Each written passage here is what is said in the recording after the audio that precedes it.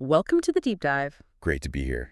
Today we're jumping into some talks by Jordan Peterson, trying to pull out the really practical stuff, actionable ideas for, well, navigating life, personal growth. Right, and the source material it's quite broad speeches covering personal development, the whole search for meaning, societal stuff too. Our mission really is just to find those core insights you can actually use. Things you can apply. Okay, so let's maybe unpack this first idea that really jumped out at me, this power of having a meaningful problem. Ah, yes. It's not just, a difficulty, but something that gives you a reason, purpose. Why do you think that resonates so much? Well, it taps into something deep, doesn't it? This link between tackling real challenges and our need for meaning. You see it in psychology, this idea of eudaimonic well-being. Right, not just feeling good, but feeling like life has purpose. Exactly. And research suggests that pursuing worthwhile goals, those difficult problems, it really fuels that sense of purpose. It can be like a real antidote to feeling empty or bitter. An antidote, yeah. So it connects to that desire we all have for knowledge that actually does something, that has value. Precisely. So how do we, find those problems for ourselves, the ones that are genuinely meaningful? That's the million-dollar question, isn't it? Often, I think, it aligns with your core values. What really frustrates you, not just personally, but maybe, in your community, your work. What's a piece of that you could actually realistically try to bite off? Right. It's often where your skills meet a real need out there. Okay, so looking beyond just what feels good right now towards something maybe longer term contribution. Yeah, I think that's a good way to put it. Which leads nicely into another big theme, how we interpret the world. Right. The talks mention there are endless ways to see things, but crucially, not all of them are actually helpful. Exactly. And it can feel overwhelming, all those perspectives. Yeah. But the point isn't just to acknowledge everything exists. It's about actively seeking interpretations that are productive. Productive how? Well, interpretations that lead to positive change, to sustainable well-being, frameworks that give you real insight, not just noise. Okay, so being selective about the lens we use. How do we avoid getting stuck in maybe unhelpful ways of seeing things? One way is to look at the results. What are the consequences of believing this or interpreting that event this way? Does it lead you towards growth, better relationship? Or does it just foster negativity, stagnation? Right. You have to kind of evaluate the impact of your own perspectives. Filter out what's not serving you. Okay, now this next bit gets really interesting for me. Social comparison. Ah, yes, the comparison trap. We all do it, right? But the talks really highlight how damaging it can be constantly measuring ourselves against, well, everyone else. Yeah, and the point made is quite sharp. Yeah. You usually only see the shiny outside, the curated highlights. The Instagram version. Exactly. You don't see the struggles, the burdens, the sacrifices behind that success. So the comparison itself is fundamentally flawed. It's like judging a whole movie just from the trailer. That's a great analogy. Yeah, the highlight reel, not the messy reality. So what's the healthier way? Well, the alternative presented is self-comparison. Looking at yourself. Yeah, looking back at who you were yesterday or last week, last year. It gives you a much more accurate and, frankly, motivating picture of your own progress. Because you have the full context for yourself. You do. You're comparing your reality now to your reality then. That feels like it could be a real aha moment for people, realizing you can track improvement just by looking inwards. And this idea that small, steady steps forward add up to a more virtuous life. What does virtuous really mean here? Well, in this context, I think it means a life where you're consciously developing positive habits, trying to act ethically, and you're committed to that continuous self-improvement. Just trying to be a little bit better each day. That seems to be the core of it. Okay, let's switch gears slightly. Inaction. The talks are pretty strong on this point, that ignoring that inner voice, that thing that beckons you forward, it can cost you a lot. It really emphasizes the cost of, squandered potential. Ignoring that call can lead to deep regret down the line, a feeling that you didn't live up to what you could have been. And you feel responsible for your own unhappiness, maybe? That's the implication. It's that quiet voice you ignore, but at your own peril. Really. It's like that feeling of knowing you could do more, but sticking with what feels safe, even if it's unsatisfying. Exactly. And the material warns about that perceived safety, calling it the fog, where you kind of lose sight of your own shortcomings, the negative path you might be on just by staying still. So what's the opposite of the fog? Having razor-sharp criteria for your own success. knowing what you're aiming for, even if it means confronting failure more often. Because then you can adjust course quicker. Precisely. It allows for much faster correction, when you're off track. That sounds uncomfortable, but ultimately more useful. It links back to wanting clear, actionable advice. Yes. Clarity is like your compass. It helps you navigate. Okay, moving on. Jealousy. There were some interesting points about how we deal with jealousy. It often comes from a skewed view of others. Yeah, the idea is that jealousy is often built on an illusion. Like we were saying with comparison, you just don't have the full picture of someone else's life. You don't see the trade-offs. You don't see the struggles, the internal battles, maybe the sheer luck involved. Cognitive biases play a role too, We notice the visible successes more. So that perfect life online is just a snapshot, a very selective one. Absolutely. So the talks keep circling back, comparing yourself to others. It's flawed logic. Everyone's dealing with unique stuff, circumstances, personality challenges. So the rule is? Compare yourself to who you were yesterday. That's the reliable benchmark. Which brings us neatly to honesty and virtue.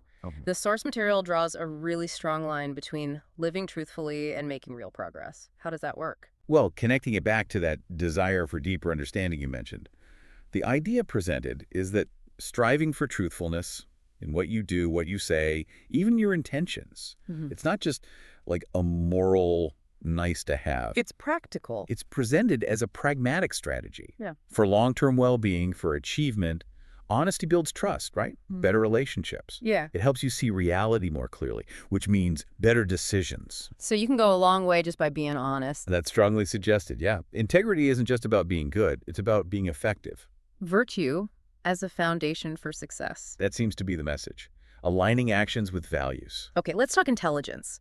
Finding your niche. What's this idea about being in the right intellectual environment? Right. This is about finding a place, often work, where your intelligence level puts you maybe in the upper quarter, sort of the big fish in a relatively smaller pond idea. Why is that important? Well, the talks caution against always being the least smart person in the room that can be demoralizing, but also maybe against always being the absolute smartest. You might not be challenged enough. Finding that sweet spot where you're capable but still pushed to grow. Exactly. And while, yes, top-tier achievement often needs very high IQ, plus stress tolerance, conscientiousness for general success and well-being, finding that right intellectual fit seems key, using your strengths effectively. Okay. And motivation. The talks touch on personality traits, the big five, but then really hammer home the importance of having a clear vision for the future. Yeah, the big five mention is brief, openness, conscientiousness, extroversion, agreeableness, neuroticism, suggesting our basic traits influence what drives us. But the real emphasis is on actively picturing your ideal life, say 3 to 5 years out. Across different areas. Yeah, friendships, relationships, family, career, how you use your time, your health. Getting specific. Not just vague hopes, but a detailed picture. Why is that so motivating? It comes down to the brain's reward system, dopamine. Having a clear, valued goal basically fuels that system. Dopamine is about anticipation, motivation. So a clear target keeps the engine running. Pretty much. Without that specific vision, it's much harder to stay focused, to keep putting in the effort. The talks also get real about creative work and entrepreneurship. Failure seems to be almost the default setting initially. Yeah, there's an acknowledgement of the, frankly, high failure rate. The idea is that the starting point is often not succeeding. Why?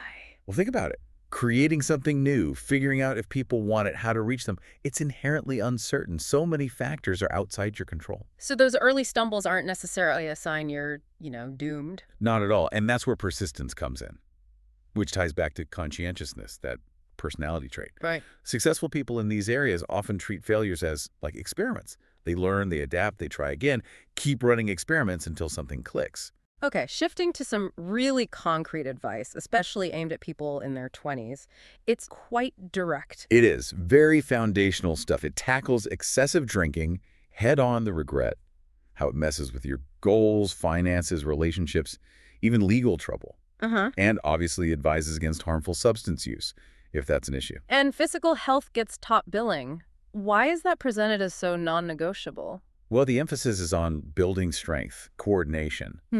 Not just for now, but long term. The benefits are huge. feeling better day to day, being more effective, longevity, even cognitive function later on. Right. And interestingly, it specifically recommends cardio and weightlifting over, say, those online brain training games. So real physical work for body and mind. Seems to be the idea, and it's holistic, extending to relationships too. Be reliable, be generous.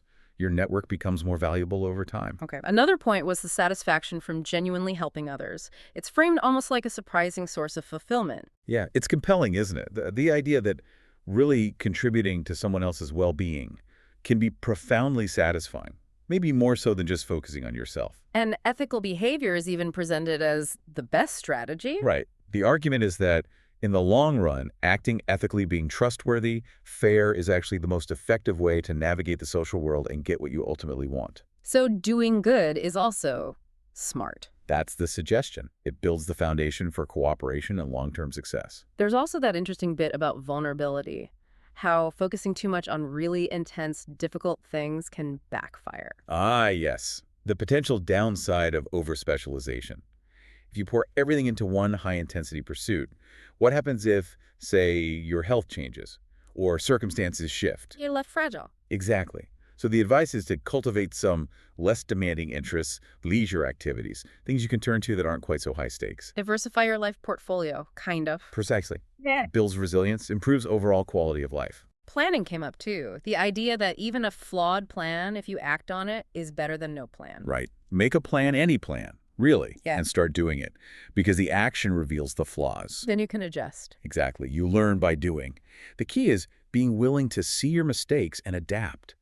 Don't get stuck waiting for perfection. Learn, adapt, iterate. That's the cycle. And related to mistakes, there's this powerful idea about atoning for past failures, taking responsibility. Yeah, this suggests that really owning up to where you went wrong, things you did, things you failed to do, can be incredibly freeing. How so? It can lift that burden. Yeah.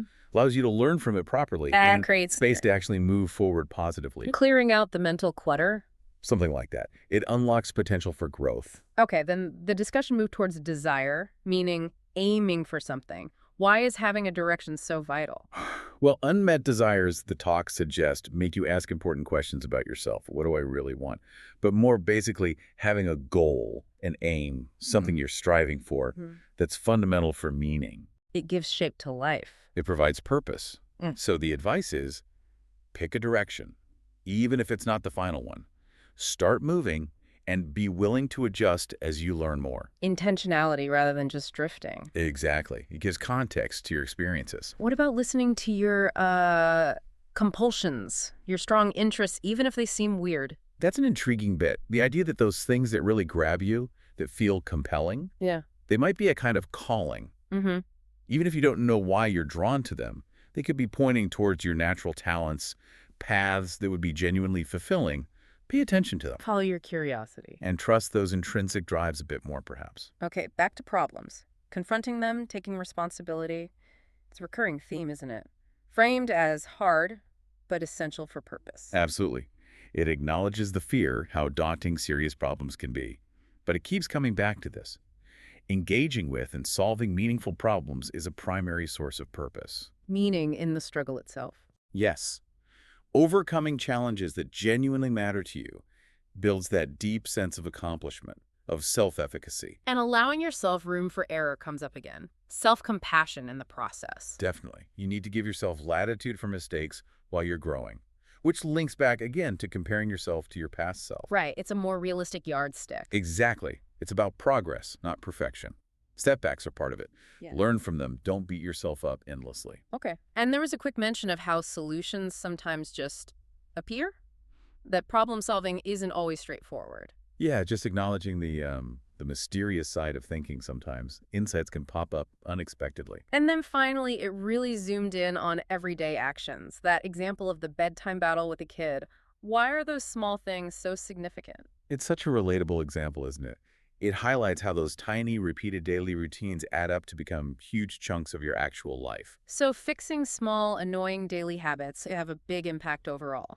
That's the argument. If something small bothers you every single day, fixing it improves your life significantly over time.